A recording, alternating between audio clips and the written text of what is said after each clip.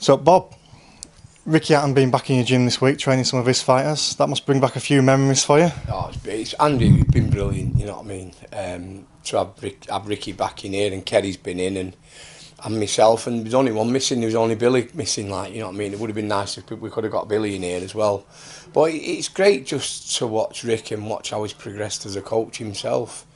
You know, to watch him on the pads and you know, he's really progressed, hasn't he, from when he finished boxing to what he's doing now, coaching. He's coaching very well. He's doing very well, isn't he? Do you know what I mean? He's got a good team of lads around him, and you know, it's just like it used to be in here. Everyone gets on with everybody, and you know, everyone's having a laugh and a joke. But when it's time to go to work, everyone's working hard. When you see him working with his lads, you know, do you see a lot of the things that you and Billy worked on with him that he's now passing on? Yeah, of course. Yeah, I mean, you know, even though he's a bit older and he's a little bit more heavier in the ring, he's still got that light touch and that stepping to the side and the body shots and all that kind of stuff. What he's showing the lads, and to be honest, I've picked a little bit back up myself. You know what I mean? So, you know, we're never too old to learn, are we, Andy? You know what I mean? And I've watched things he's been doing and thought, yeah, I remember that, and you know, because you do forget things. So it's been really refreshing to have him in here. In terms of your own lads as well, you've got quite a busy gym. Tell us who you got. Obviously, everybody knows about Brian, but who else has? I mean, I've got Jack Massey, who's a kid from Buxton. He's been a little bit under the radar, Jack, up to now, but he won loads of national titles and he won a senior ABA title, and he's a cruiserweight, and he's a really heavy-handed kid. You know what I mean? I think he's 8-0 now. And he's going to be boxing for his first title in his hometown of Buxton. I don't think there's been a lot of boxing in Buxton, has there? Or Derby, Derby or Buxton. Steve Wood's putting it on, so I think he's boxing for the WBC youth belt round in October with another kid I've got, Charlie Schofield, who's doing very well, you know.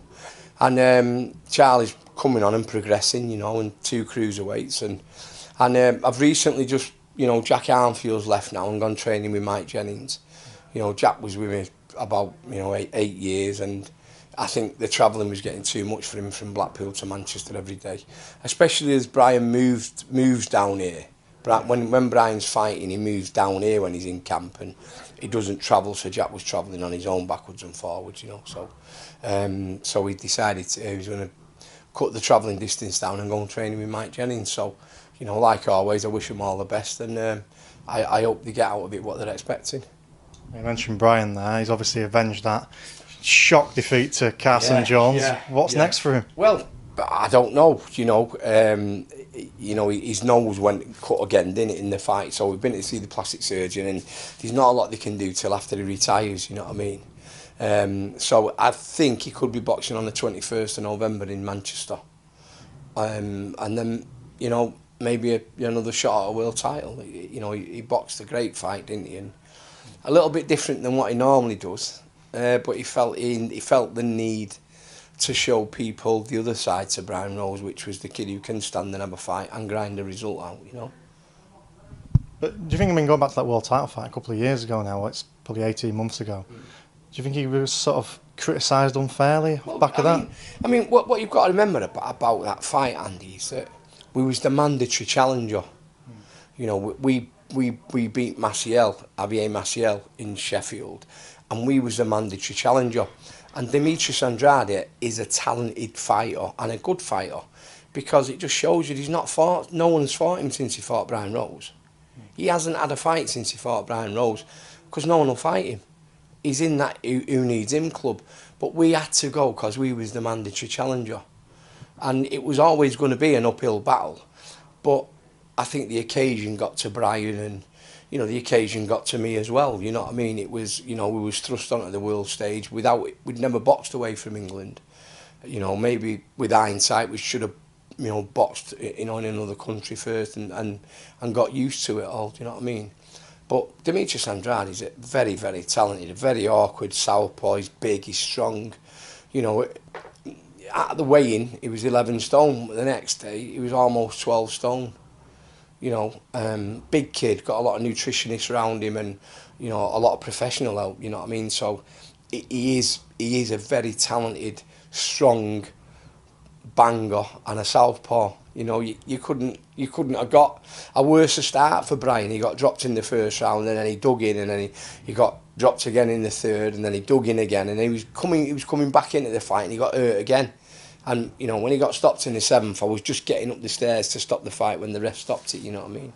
You know, but people don't see that side to Brian Rose, because he's such a nice kid, and you know, he normally boxes and moves. They don't see that toughness that he carries. But yeah, you know, we had to go. Can you imagine me saying to Brian Rose that he's mandatory challenger? Listen, you know, this fight might be too much for us. Imagine what he'd have thought. You know, I couldn't have said that, Andrew. I was in a, you know, so we went and tried as hard as we possibly could.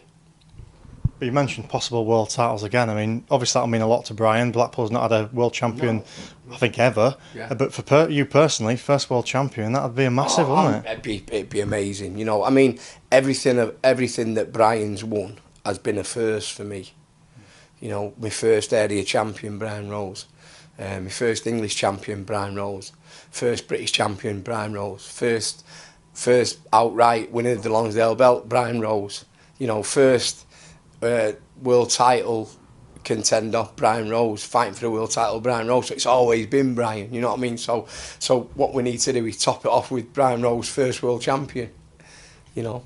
I mean, obviously you was his trainer, but in some ways, do you feel like a kind of father figure to him? I mean, he used to live with you and stuff at one point, didn't he? I mean, we lived together for 7 or 8 years, and Brian's got a fantastic family around him, you know, but when we're in camp, you can probably say I'm like a bit of a father figure to him, yeah. You know, but Brian's father and his mother are fantastic people, do you know what I mean? And I wouldn't like to say I was his, you know, but in camp in here, I mean, it's the same with all the lads in here. I'm everybody to them, aren't I? I'm the grandma, the father, the granddad, the agony aunt. I'm everything to him at some point, aren't I? You know what I mean? So, yeah, we have got a real close relationship, and that's what's helped us a lot in the past. Excellent. Well, good luck and best luck with everybody in the gym. Thanks, and it's nice to have you in the gym, Andrew. Thank you, mate.